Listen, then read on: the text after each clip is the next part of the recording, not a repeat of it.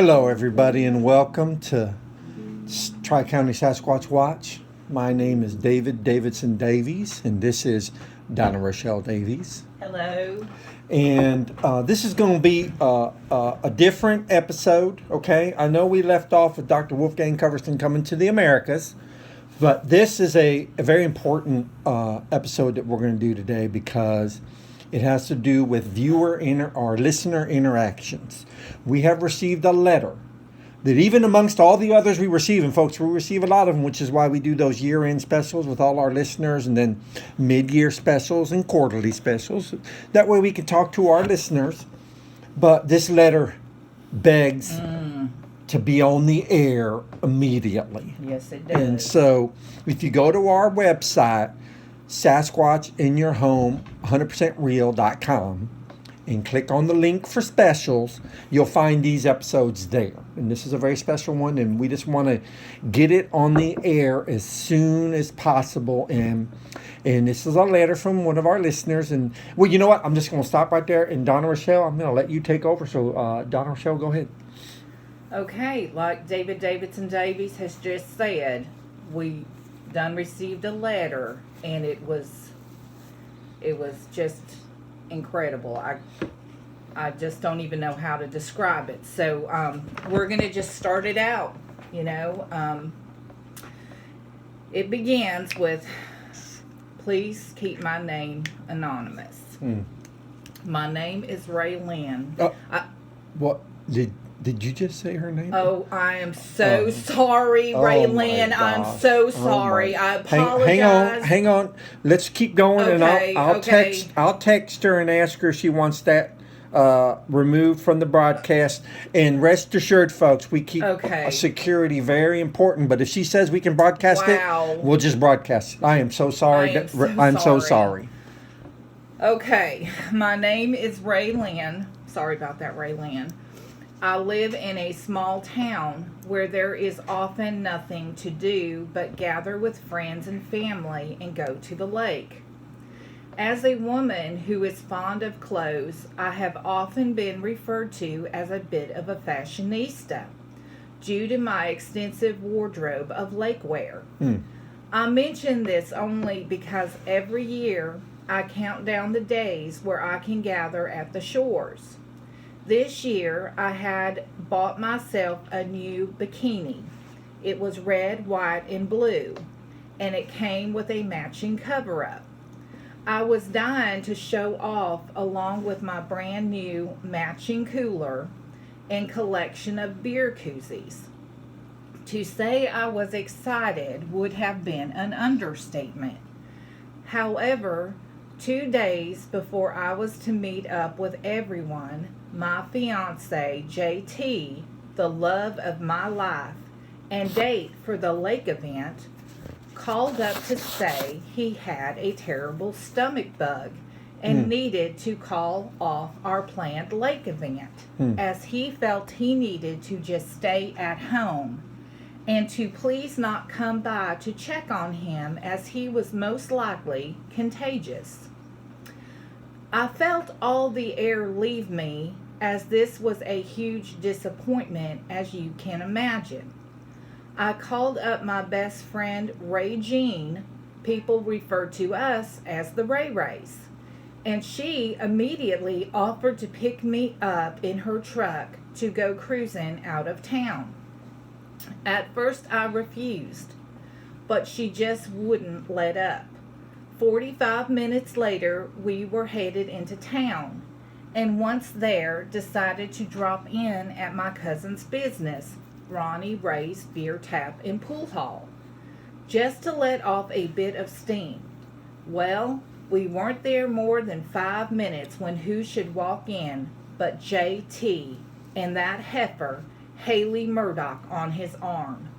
She was all over him and laughing like a hyena. I locked eyes with JT, and he looked like a deer caught in headlights. I jumped up and threw my engagement ring at his feet and walked out. Oh my gosh. Can't believe that happened. That poor thing. That poor girl.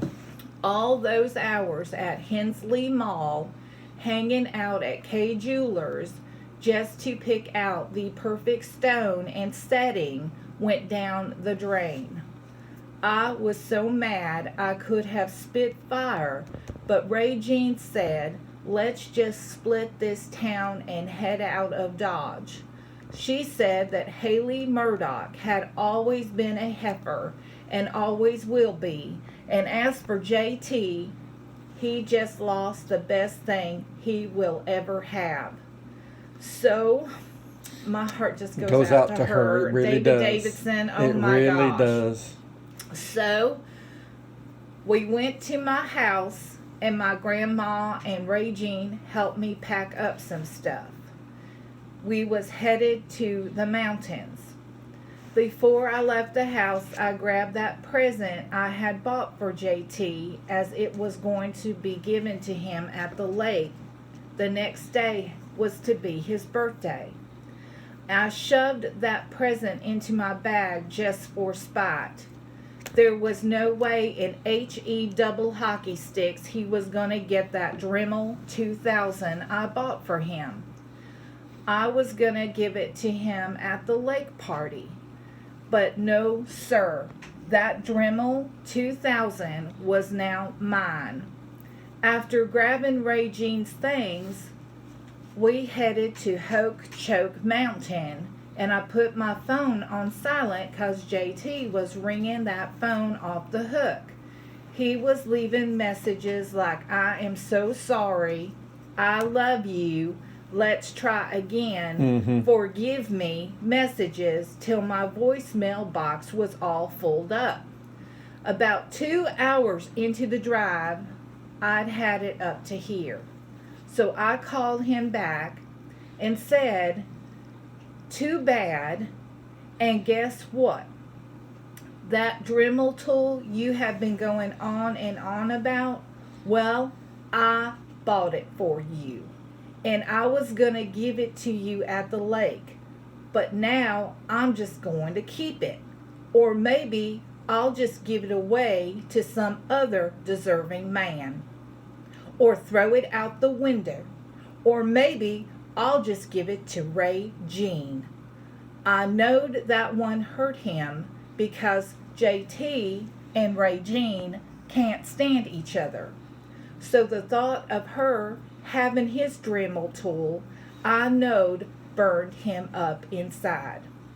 I then said, too bad, 'cause I even bought that carrying case that goes with it. You know, the one with all those extra attachments. You know that had to be a pretty Man, penny. I've got one of them. my I love gosh. it. I love it. I know you do. And if I'm gonna go back to Lynn now. I'm sorry. Sorry. With all those extra attachments. And if you want one for yourself, why don't you get that heifer Haley to buy you one? My gosh. But that's terrible. But yeah, she won't. So good riddance. Too bad, rubbish. Then I hung up on him and shut my phone off. Me and Ray Jean laughed our butts off until I started crying. Then we weren't laughing no more. It was so sad. That just breaks my heart. That breaks my heart.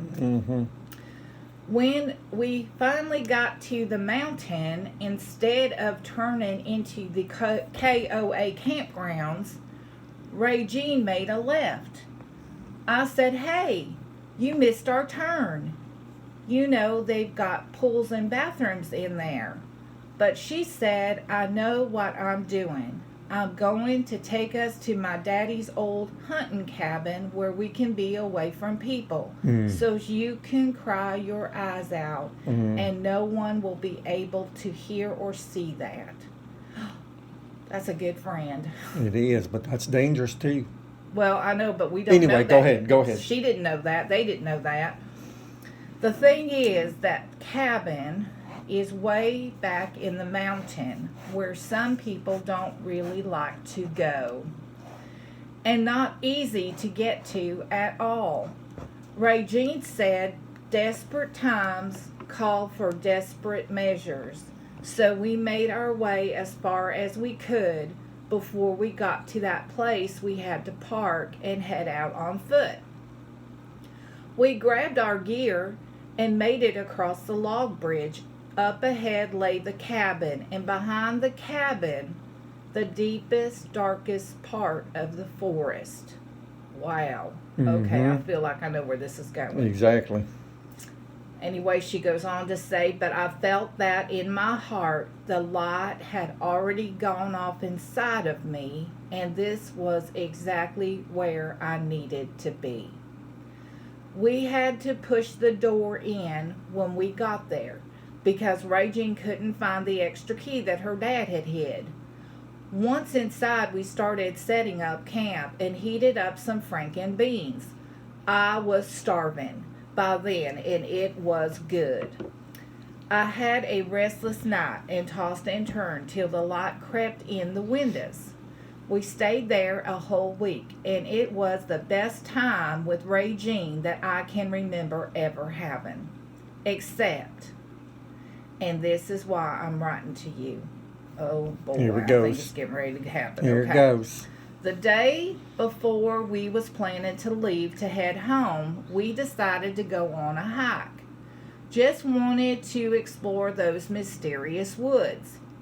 Lynn said with all them creatures roaming around, we had better take something we could defend ourselves with should anything cross our paths. Like a Was cat.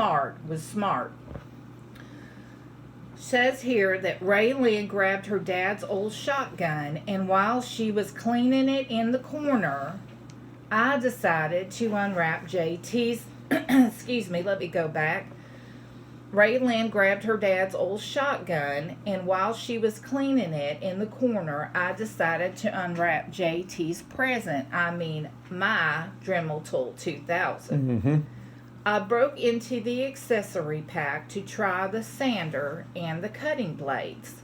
And wow, that thing was amazing. They sure are. They sure are. As soon as Regine had her daddy's gun cleaned and loaded, we grabbed some snacks to take, and I shoved that Dremel into my backpack. Because, hey, you never know. Once Lynn got us on a clear path, we headed up that mountain, her leading the way. We must have been walking and climbing for about 40 minutes when Regine said it was time to find a clearing somewhere to rest. About 10 minutes later, we found our spot. Then something strange happened. I bet. Oh my gosh, I think it's really gonna, yes, it's really getting ready to happen here. I can feel it. Let me go back. I do apologize. Then something strange happened. Regine said she needed a quick nap, and would that be okay? I said, sure, I guess. And pretty soon, she was fast asleep. I just sat there getting real bored when all of a sudden I felt the strangest pull to go into the woods. I hadn't planned to go far, but I started hearing the strangest low, almost melodic chirp. I know. It kept on and on until I was so curious I just had to go look. Further and further into the woods I went, never stopping to question what I was doing or where I was heading, until bam! And she puts 3 exclamation points after that word bam. Wow.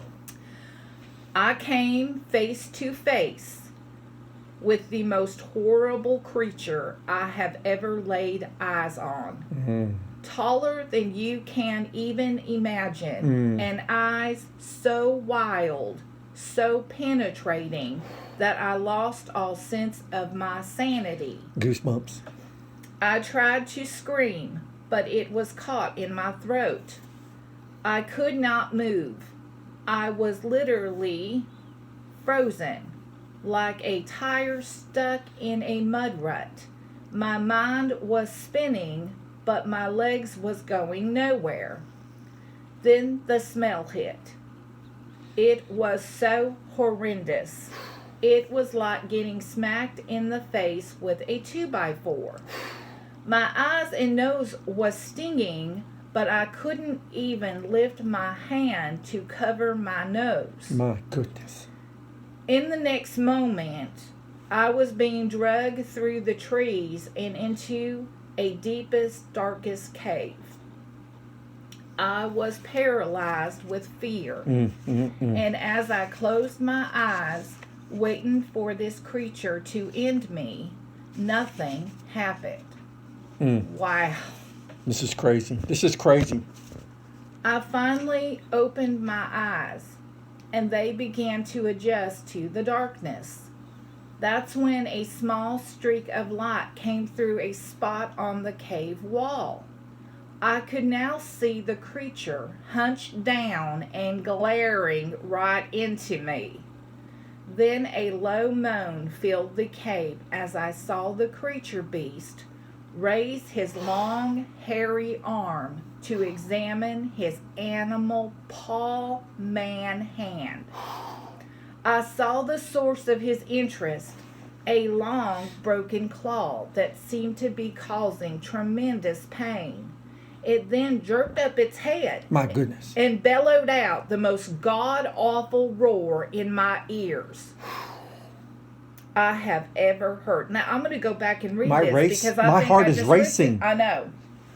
I got caught up in it, and I need to go back. It then jerked up its head and bellowed out the most god-awful roar my ears has ever heard. My goodness. I could feel a painful ringing in my ears. For some reason, I did not scream. I couldn't. But I locked eyes with it, and in that moment... Okay, folks, hold on. We're going to go to page 2. Goodness gracious. That's amazing. In that moment, that's page 2, I knew what I... Okay, let me go back. And in that moment, I knew what it was thinking. And it knew what I was thinking. Oh my gosh, classic definition of a Googling. Classic definition. I kid you not. It pointed at my backpack. I felt myself released from some kind of invisible force field that had me paralyzed. Okay? Now able to move, I slowly unzipped my backpack and brandished the Dremel 2000.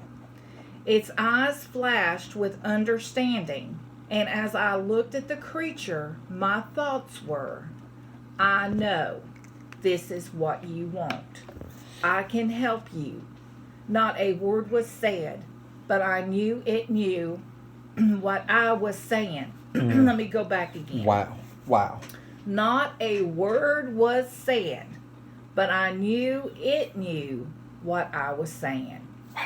Now the fear was gone, and I inched ever so slowly, inch by inch, till I was able to reach out and touch his heavily haired animal clawed hand paw.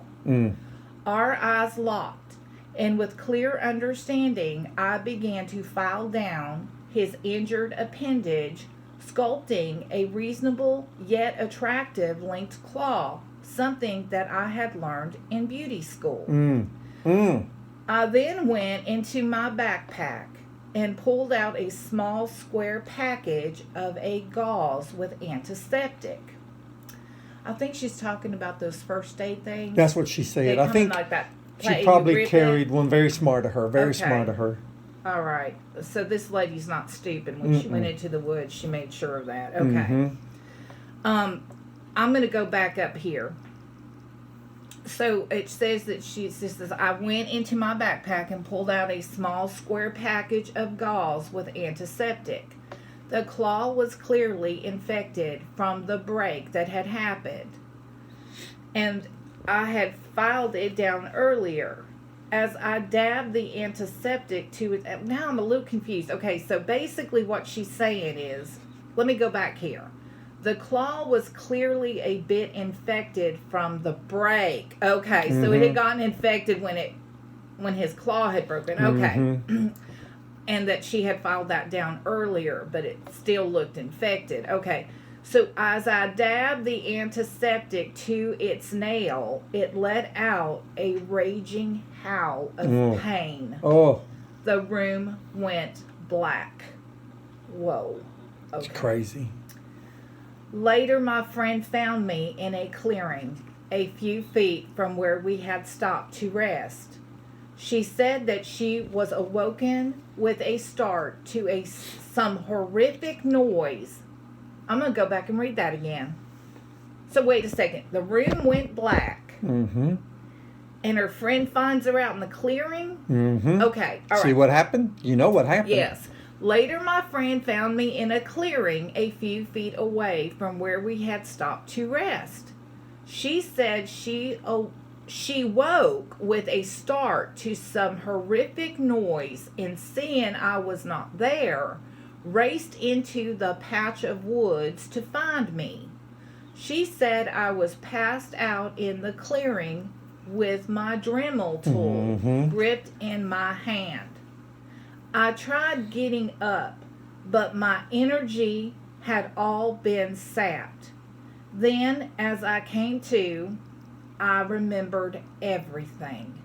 And much more than that, I could hear the creature's thoughts in my mind.